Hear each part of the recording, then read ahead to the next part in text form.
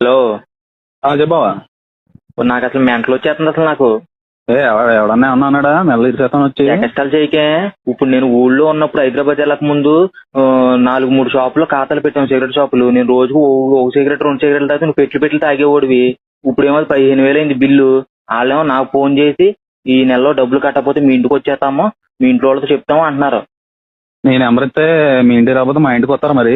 నువ్వు ఎదవని తెలుసు. నువ్వు ఫస్ట్ లో ప్రతి షాప్ లోను నా నెంబరు నా పేరు ఎత్తినప్పుడు నాకు డౌట్ రాలా. అదేదో పెద్ద బిరుదులాగా ఫీల్ అయిపోయింది నేను. ఇప్పుడు అర్థమవుతుంది నాకు. అది నా సంస్కారం బావా. ఏంటి సంస్కారం ఏంటి? ఇప్పుడు ఇప్పుడు ఇంట్లో తెలిసి ఇంట్లో చంపేస్తారు, ఊరంతా అలరైపోద్దిరా. అయిపోయాడు పాపం కుర్రోడు. డిగ్రీ అయిపోయాకమో ఇద్దరం కలిసి కోడి పందాలు ప్యాకెట్ అని తిరిగాం. ఈ రోజు వెళ్ళి హైదరాబాద్ లో జాబ్ చేసుకుంటున్నాడు. ఊరోళ్ళందరూ మమ్మల్ని మింగుతున్నారు, ఆయన చూసి నేర్చుకోవచ్చు కదా అని. ఓసారి నువ్వు ఎంత పోరంబో కదో తెలిసి అయిపోద్ది కదా అందరికి. అసలు నువ్వేం ఫ్రెండ్ రా? అసలు నువ్వు నన్ను చిన్నప్పటి నుంచి కుడుపుతాను, అయినా నీతోనే ఫ్రెండ్స్ పేరు ఇప్పుడు మేము గుడపక్కలు వద్దు బాబు, ఆ షాప్ వాళ్ళు వచ్చి కుడుపుతారు లేదా మీ ఇంట్లో వాళ్ళు కుడుపుతారు.